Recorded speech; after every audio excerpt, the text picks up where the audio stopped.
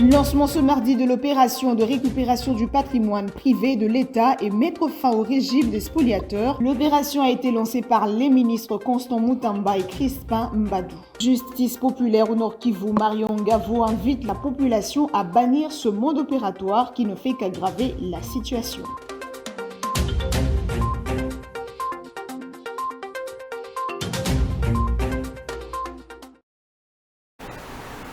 Le point sur l'actualité, madame, messieurs, bonsoir et merci de nous choisir pour vous informer à la une de l'actualité. Lancement de l'opération de récupération du patrimoine privé de l'État et mettre fin au régime des spoliateurs. Ce lancement a été fait par maître Constant Moutamba et Crispin Mbadou, respectivement ministre d'État et ministre de la Justice et garde de Sceaux, ainsi que ministre de l'Urbanisme et Habitat. C'était ce mardi 9 juillet 2024. Regardez.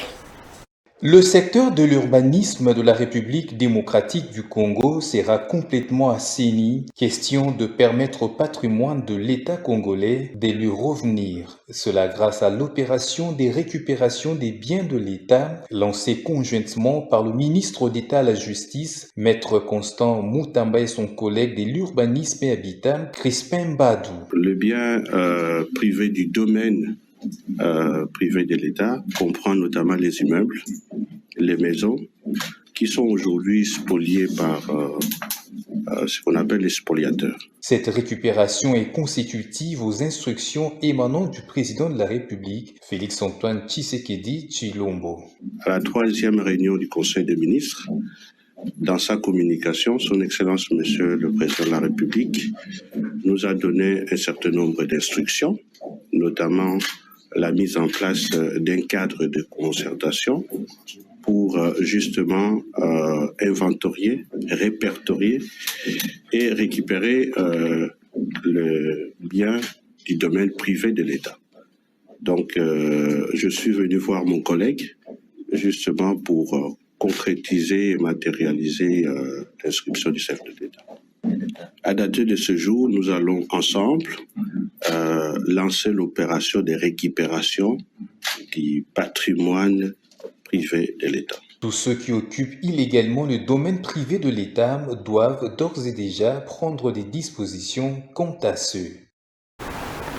Et puis la première ministre de la RDC, Judith Suminwa, a déposé sa déclaration de patrimoine au greffe de la Cour constitutionnelle.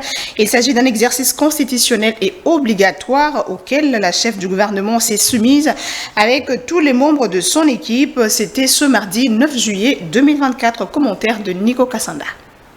La première ministre Judith Suminwa Tuluka a déposé sa déclaration de patrimoine au greffe de la Cour constitutionnelle située dans la commune de la Gombe. Par cette démarche, la chef du gouvernement tient à se conformer à cet exercice constitutionnel et obligatoire auquel vont se soumettre également tous les membres de son équipe gouvernementale. En effet, l'article 99 de la Constitution de la République démocratique du Congo stipule qu'avant leur entrée en fonction et à l'expiration de celle-ci, le président de la République et les membres du gouvernement sont tenus de déposer devant la Cour constitutionnelle la déclaration écrite de leur patrimoine familial, énumérant leurs biens meubles, y compris actions, parts sociales, comptes en banque, etc. À dater de l'investiture du gouvernement, ces membres disposent d'un délai de 30 jours pour s'acquitter de ce devoir, délai qui court encore étant donné que l'exécutif central souminois a été investi à l'Assemblée nationale le 12 juin dernier. C'est donc un bel exemple à suivre par les membres du gouvernement qui doivent emboîter les pas à la chef exécutif nationale. Et puis à l'est du pays, recrudescence de la pratique de la justice populaire. Le président de la société civile de Goma, Marion Ngavo, s'inscrit en faux sur ce comportement qui consiste à se faire justice soi-même. Cet acteur de la société civile invite la population de Goma et les environs de cesser avec la justice populaire, quelle que soit la faute commise, de déférer l'auteur du crime devant la justice et la police nationale. Il l'a dit lors d'un cadre de concertation tenue ce mardi 9 juin à Goma. Nico Kassanda et Rachel Ladasaliwala. Le président de la société civile de Goma souligne que cette pratique, qui consiste à recourir à la justice populaire, constitue une infraction. Marion Gavo indique par ailleurs que cette situation démontre l'absence de l'autorité de l'État dans les entités. Dans la ville de Goma, nous remarquons une recrudescence de cas de justice populaire. Depuis quelques mois, chaque semaine, on retrouve une moyenne au moins de 5 personnes tuées par la justice populaire. Soit sont des civils simples ou des civils accrochés à des groupes de gangs armés ou alors les policiers ou les militaires. Le fait de se rendre justice soi-même, au lieu de porter plainte devant les juridictions, constitue une infraction grave et punissable en RDC. C'est une des conséquences de l'absence de l'état de droit, mais également, n'est-ce pas, de l'absence de l'autorité de l'État dans les entités. Marion Gavo énumère les conséquences que comporte la justice populaire. La justice populaire comporte plusieurs conséquences. Un, sur les populations, mais aussi sur les pays. Pourquoi? Parce que de un, la justice populaire emporte des vies humaines et souvent, de deux, la justice populaire prive à l'État d'avoir beaucoup d'informations et avoir les moyens d'interviewer, n'est-ce pas, la victime pour qu'on sente pourquoi il l'a fait. Et s'il était avec d'autres collabos, qu'on puisse mettre la main sur eux. De trois, elle prive, n'est-ce pas, aux victimes d'être indemnisées. Le président de la société civile de Goma invite les autorités administratives de faire leur travail et à la population de cesser avec la vindicte populaire en déférant le présumé auteur du crime devant la justice et la police. D'une province à une autre, le commissaire provincial de la police nationale congolaise de Maniema, le commissaire divisionnaire Elvis Palanga Nawej, a invité les unités de la garnison de Kindu à la discipline qui doit caractériser leur comportement en tant qu'agents de la police nationale congolaise, les appelant à protéger les frontières du pays. Le général-major Elvis Palanga a également présenté à la parade un voleur qualifié de grand chemin qui opère dans toutes les communes de Kindu. Et c'était au cours de la parade hebdomadaire qu'il a présidé à l'état-major du commissariat provincial de Maniema. Regardez.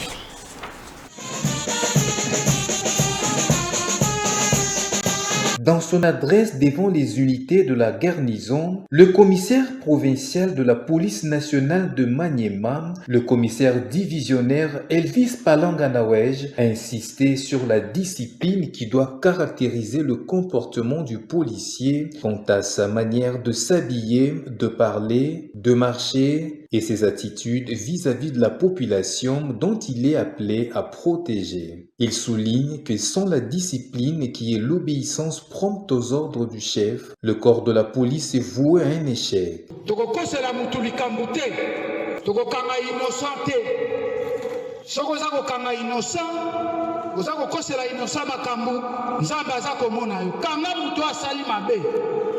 Kanga moyibi wa sali mabe, kanga kuluna wa sali mabe. Kokende ko kanga mutu moko te parce que ozaki na nyongo na yo zo futa te, asiliki yo ke ko kanga yo to seli makambo wana mabe. Est-ce que bolani malamu? Parlant de la discipline, le commissaire provincial de Maniema a insisté sur les instructions du service ainsi que sur le respect des grades et de la hiérarchie. Dans 2 semaines, proclamation avec examen d'État et Kokiko Sali. Soki salemi na boyi makambo ya komata na bamoto na boyi ba makambo batapage soko mutu azwi diplôme na ye akei na ndako na bango bakei kofete to boyi makambo ya basense oyo ezala komati na moto na radio munene oza komema yango nduku ozoka soni te radio ezala basonga ngo mpo na ndako. L'occasion pour le commissaire provincial de Maniema de présenter à la parade un voleur qualifié des grands chemins qui opère dans toutes les communes de Kindu. Coup de chapeau au policier du peuple, le général-major Elvis Palanga Nawej, pour le travail qu'il réalise avec professionnel pour la sécurisation de la population. Et puis cette question, que s'est-il réellement passé à Zanzibar lors de la retraite ministérielle de l'EAC? La République démocratique du Congo avait-elle pris un engagement direct avec le Rwanda? Non, répond la ministre d'État en charge des Affaires étrangères, Thérèse Kayikwamba. C'était lors du briefing de presse co-animé avec son collègue de la communication et des médias, Patrick Mouyaya. Regardez. Je vais d'abord rappeler le contexte exact de cette rencontre à Zanzibar. Il s'agissait d'une retraite ministérielle entre les États membres de la East African Community. Il ne s'agissait pas d'une rencontre dans un cadre décisionnel, mais une retraite de réflexion qui portait sur plusieurs sujets, pas uniquement la question de l'Est de la République démocratique du Congo, mais même la mise en œuvre de différents instruments de la East African Community. Donc déjà là, la communication un peu hâtive de mon homologue rwandais a créé l'impression qu'il s'agissait de toute autre chose. Non, c'était des discussions très larges sur la East African Community. Encore une fois, une retraite et pas un cadre ou une instance décisionnelle. Ce qui était vraiment malheureux, encore une fois, c'est le fait que cette communication de mon homologue rwandais ait créé l'impression que nous avions pris quelconque engagement. Nous sommes allés à Zanzibar, d'abord avec de bonnes intentions, des intentions fraternelles vis-à-vis des pays frères que nous allions rencontrer. Et nous sommes allés avec un message clair, une position claire qui a toujours été la nôtre. Les discussions sur l'Est de la RDC ont un cadre et un seul cadre unique, c'est le processus de Luanda. Un processus qui a été mandaté par l'Union africaine, un processus qui a reçu l'aval du Conseil de sécurité des Nations Unies. Et puis le président de l'Assemblée nationale de la République démocratique du Congo qui participe à la 49e session de l'Assemblée parlementaire de la francophonie au Canada a dénoncé l'hypocrisie de Louise Mushikiwabo, secrétaire générale de l'Organisation internationale de la francophonie. Cette dernière a ignoré dans son intervention d'évoquer la présence de militaires rwandais dans la guerre qui sévit dans l'Est de la République démocratique du Congo. On en parle avec Nico Kassanda. À l'issue de cette journée, le président de l'Assemblée nationale de la RDC n'a pas caché de mots. Vital Kamerhe, très formel dans ses dires, a condamné avec la dernière énergie le silence assourdissant de la communauté internationale face à l'agression dont dont le Rwanda fait subir la RDC. Nous devons éviter l'hypocrisie au moment où nous savons que des pays africains voisins de la République démocratique du Congo sont sur le territoire congolais avec leurs troupes et des lances missiles, comme on l'a dit ce matin sur RFI, avec des armes sophistiquées. Rien que les dernières interventions de ces armées qui soutiennent le mouvement terroriste de M23 ont fait des dégâts évalués par les experts des Nations Unies de plus de 500 000 personnes. Un drame humanitaire. Mais le même rapport des Nations Unies parle de plus de 10 millions de morts dans la République démocratique du Congo. C'est un génocide oublié. Et nous, en tant qu'élus du peuple, dans le cadre de la diplomatie parlementaire, nous avons l'obligation de dire haut et fort notre désapprobation face à ce silence assourdissant de la communauté internationale. Et nous engageons l'OIF à travers l'Assemblée parlementaire de la francophonie de hausser le ton. Vital Kamerhe a dénoncé en outre l'hypocrisie de Louise Mushikiwabo, secrétaire générale de l'Organisation internationale de la francophonie, qui a ignoré la présence des militaires rwandais dans la guerre qui sévit dans l'Est de la RDC. Nous protestons de la manière la plus énergique de voir que Madame la secrétaire générale de l'Organisation internationale de la francophonie a parlé des conflits dans le monde en énumérant les pays. Je préfère croire que c'était un oubli plutôt qu'une façon subtile de ne pas citer la présence des troupes rwandaises sur le territoire congolais ou les troupes ougandaises. Mais nous allons, croyez-nous, donner un message très fort. Pour rappel, Vital Kamerhe et plusieurs autres parlementaires congolais prennent part à ce forum. Et toujours en marge de la 49e session plénière de l'Assemblée parlementaire francophone, la diaspora venue du monde entier a remis un cadeau de reconnaissance au président de la République entre les mains de Vital Kamerhe, président de l'Assemblée nationale. Il s'agit d'un cadeau pour son mérite dans la démarche de l'unité pour une Afrique paisible et prospère. Suivez. Il s'agit d'un cadeau offert au président de l'Assemblée nationale, Vital Kamerhe, pour son mérite dans la démarche de l'unité pour une Afrique paisible et prospère. Depuis 1960, qu'on a eu pour notre indépendance, il y a eu des acquis qui nous ont été laissés par les 5 premiers présidents, pour lesquels aussi le président de la République Félix Tshisekedi a dit qu'il allait conserver les acquis du changement, de la prospérité, de la paix qui nous ont été légués par les anciens présidents. Le Congo aujourd'hui est attendu par toute l'Afrique comme étant un pays solution à cause de sa forêt équatoriale qui aujourd'hui est pratiquement le poumon qui lutte contre le réchauffement climatique. Et puis le Congo aujourd'hui est solution à cause de ces minéraux qui aujourd'hui vont faciliter ce qu'on appelle la transition énergétique. Alors c'est pour cela que nous avons voulu remettre ce cadeau ici au président de la République par son Excellence le président de l'Assemblée nationale pour remettre au président de la République de la part de la diaspora congolaise et de tout le Congolais en entier que nous remettons ce cadeau pour cette indépendance. Aujourd'hui, Excellence, vous êtes parmi tous les 57 États de la francophonie pour lesquels nous, Congolais, ensemble, que vous nous représentez avec le président de la République, nous avons voulu remettre ce cadeau ici à tous les pays, les 57 pays de la francophonie. Voilà, tout ça, qui se sont unis l'année passée au mois de juillet pour pouvoir manifester leur solidarité au Congo pendant les Jeux de la francophonie. Et aujourd'hui, nous venons juste dire merci à tous les 57 pays francophones pour leur participation à ces Jeux de la francophonie que nous vous remettons sur le tableau. Une grande réussite. Alors pour cela, nous venons leur dire merci en leur remettant ce cadeau. Vital Kamerhe a promis à son tour de transmettre ce précieux cadeau au président de la République. Eh bien, on va prendre cette brève. La Commission électorale nationale indépendante saisie de la circulation sur les réseaux sociaux d'une fausse application faisant état d'une application sur le recrutement intitulée « Le recrutement 2024 est en cours, appliqué maintenant ». La CENI porte à la connaissance de l'opinion qu'il s'agit d'un fake news, mieux encore d'une escroquerie. Par conséquent, elle invite la population à demeurer vigilante et à ne pas céder à cette arnaque, car pour l'instant, il n'y a plutôt pas de recrutement à la centrale électorale. Et puis plusieurs instructions claires ont été données aux organes de base du parti Lumumbiste unifié dans le but de sensibiliser les militants à redynamiser et implanter cette formation politique sur toute l'étendue de la République démocratique du Congo. Cela dans le cadre de la campagne Pas une parcelle sans le palou.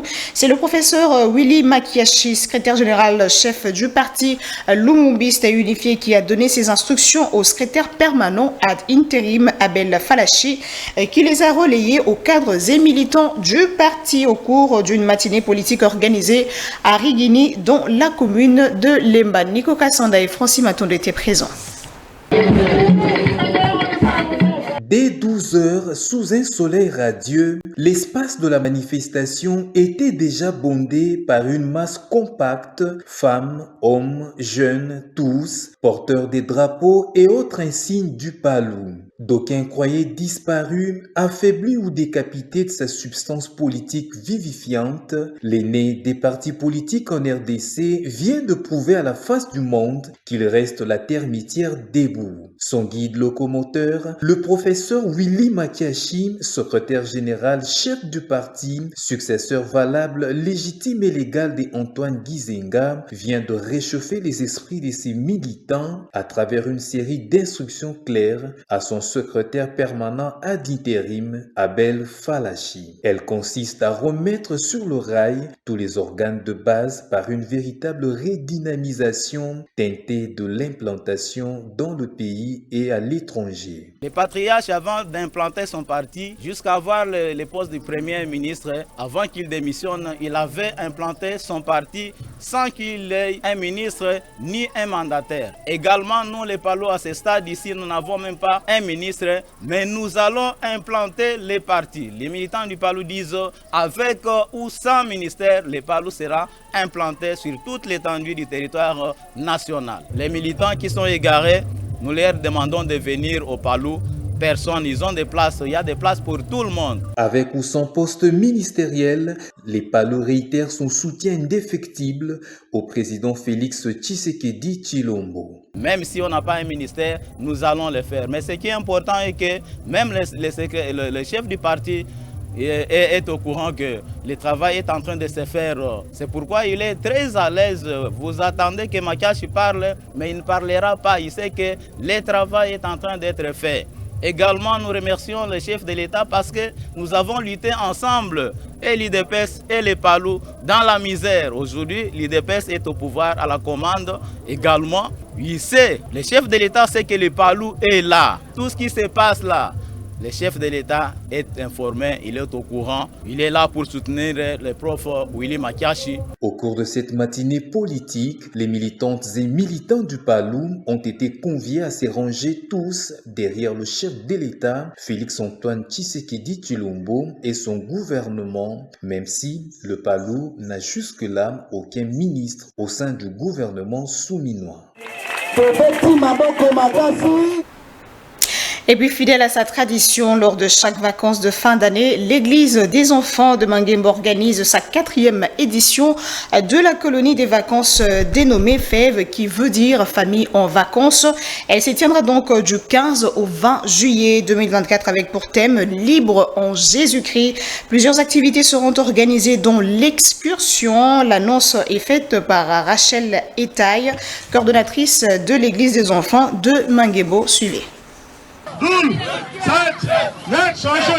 L'église des enfants de Mangembo n'a pas dérogé à sa tradition d'organiser des colonies de vacances pour les enfants dénommées Fèves, famille en vacances, avec pour thème Libre en Jésus-Christ. Un cadre idéal et récréatif pour permettre aux enfants de se divertir en famille, comme l'explique la coordonnatrice en charge de l'église des enfants. L'église des enfants de Mangembo, comme chaque année, nous organisons cette fois-ci la 4e édition de notre colonie de vacances dénommée Fève, famille en vacances.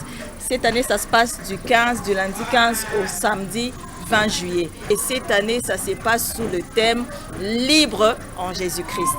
Madame Rachel Etaille revient sur les activités programmées. Les 3 premiers jours sont consacrés aux activités en salle. Il y aura du cinéma, il y aura du bricolage, il y aura de la peinture, il y aura des conférences, débats.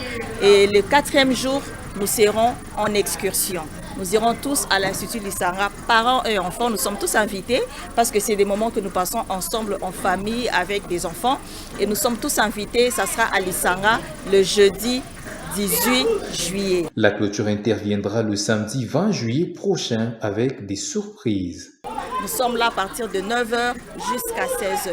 Le vendredi 19, c'est une journée off où nous allons nous reposer, nous ressourcer, reprendre notre énergie parce que nous allons revenir le samedi 20 juillet pour une clôture spectaculaire. Ça sera du spectacle, il y aura de la danse, il y aura de la musique, il y aura de l'animation DJ, il y aura de l'humour et surtout il y a un invité surprise.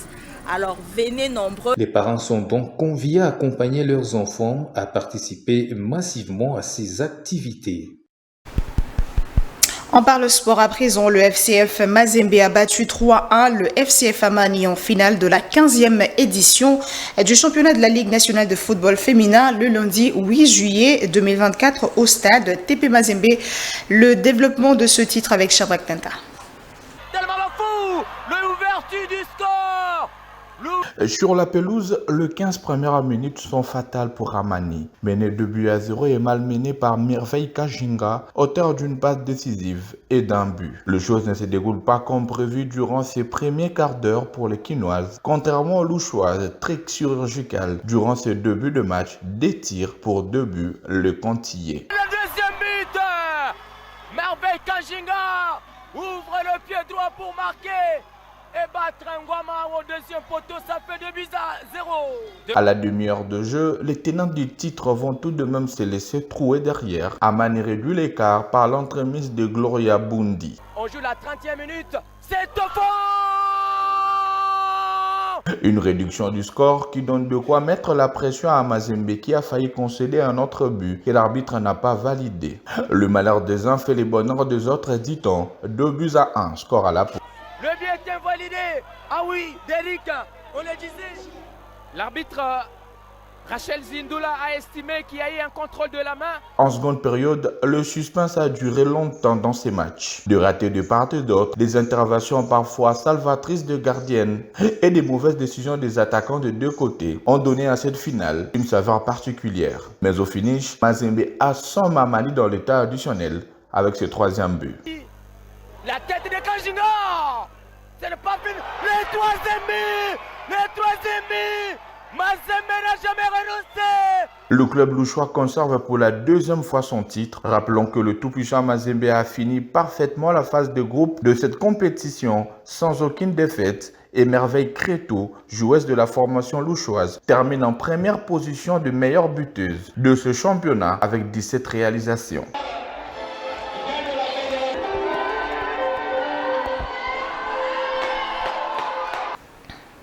On va finir avec cette brève sportive à travers sa décision rendue publique le 18 juillet. La Ligue nationale de football a annoncé la suspension du secrétaire général du FC Les Aigles du Congo, Olivier Pengongo, pour une durée de 6 mois assortie d'une amende de $100 américains. Il lui est reproché l'imitation de la signature de son président Vili Chimanga sur la dénonciation des samouraïs à propos du joueur Sundi Christian de l'As Dauphinois, un acte jugé de faux en écriture sur un document ayant une portée juridique particulière selon la commission de gestion. De son côté, l'accusé Olivier Pengongo ne reconnaît pas ce fait et rejette tout en bloc, déclarant une décision prise sans avoir entendu l'auteur de la signature, Vili Chimanga. Le secrétaire général suspendu des Aigles a confirmé avoir introduit un recours contre la décision. Affaire à suivre. On va prendre le rappel de principaux titres. Lancement ce mardi de l'opération de récupération du patrimoine privé de l'État et mettre fin au régime des spoliateurs. L'opération a été lancée par les ministres Constant Moutamba et Crispin Mbadou. Justice populaire au Nord Kivu, Marion Ngavo invite la population à bannir ce mode opératoire qui ne fait qu'aggraver la situation. Ce journal est complètement terminé, Madame, Messieurs. Merci de votre attention soutenue. On se retrouve demain à la même heure avec le même plaisir. Au revoir.